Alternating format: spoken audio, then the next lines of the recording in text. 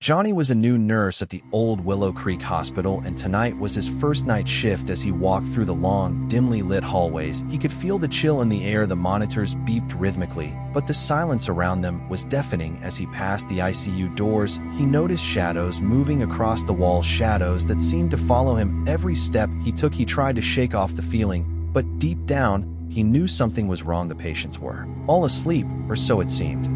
When he approached bed 7, the monitor flickered, and he swore he saw the silhouette of a woman sitting by the bedside, her hair hanging over her face, and a soft whisper calling his name. He rubbed his eyes, and when he looked again, there was nothing but the cold emptiness of the room.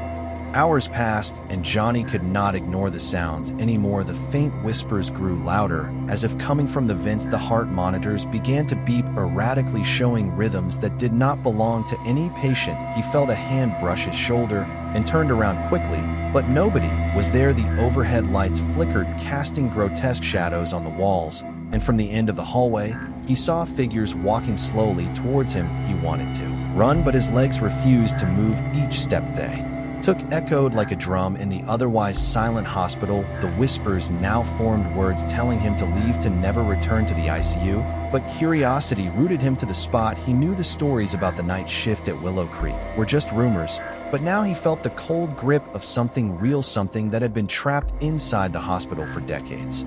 As the clock approached 3 in the morning, Johnny found himself in front of the old storage door that nobody used. It was locked with rusty chains, but tonight the chains were broken and the door creaked open, revealing a dark corridor beyond. Inside, he could see the outlines of hundreds of beds lined up like the rows of ghosts waiting for release. The whispers turned into screams. The monitors all around him went haywire, showing faces of people long gone. Johnny tried to back away, but he was drawn forward as if by an invisible force. When he stepped inside the room, he realized the shadows were not shadows at all. They were patients who had died decades ago, trapped in this part of the hospital forever. He ran as fast as he could down the hallway, and when he reached the exit, the hospital was empty, as if nothing had happened. But on the security cameras, he saw himself walking into the ICU, and sitting by bed 7 were the shadow woman. Smiled and whispered his name, welcoming him to stay forever.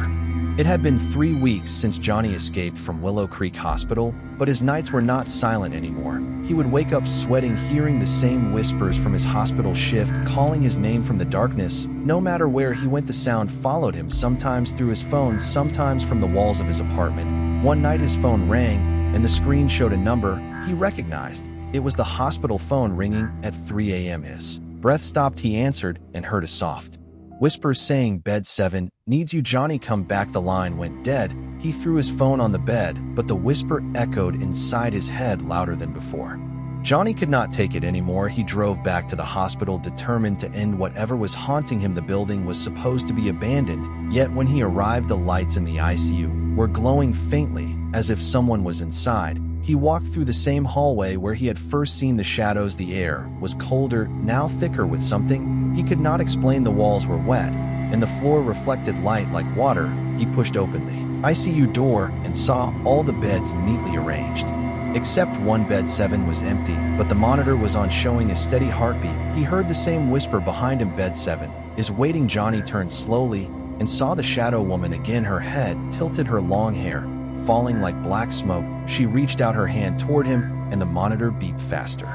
Johnny stepped closer, unable to control his body. It was as if the hospital itself was breathing with him. The whispers from every bed joined together, forming a low chant, "Welcome home, Nurse Johnny." He tried to scream, but no sound came out. Suddenly, every monitor turned on, showing faces of the patients he once cared for, all staring straight at him. He stumbled back and fell onto bed 7, the straps wrapped around his wrists on their own. The shadow woman leaned closer, her face inches from his, and whispered, "You never left, Johnny. This is your shift forever." The lights went out, and the hallway filled with the sound of heart monitors beeping in perfect unison. The next morning, the security guard found the ICU door locked from inside, and the monitors showing one new patient admitted, Nurse Johnny Carter, condition deceased.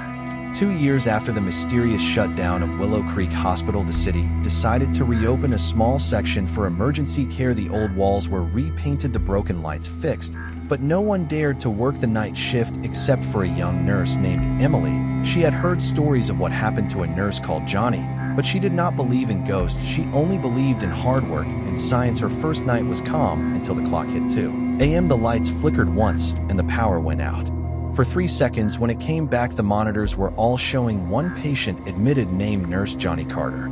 Emily tried to reset the system thinking it was a glitch, but the screen refused to change. She heard footsteps in the hallway, slow and heavy, as if someone was dragging chains behind them. She called out asking who was there, but there was no reply, only the faint sound of a heartbeat echoing through the corridors. She grabbed her flashlight and followed the sound. It led her straight to ICU room number 7. The door creaked open on its own and cold air rushed. Out inside, the bed was empty, but the heart monitor was showing a steady rhythm. The name tag above the bed read Nurse Carter. Emily felt her breath freeze when she noticed a photo frame on the table showing Johnny smiling in his uniform with the caption "Night Shift Nurse." She turned around and saw a shadow standing at the doorway.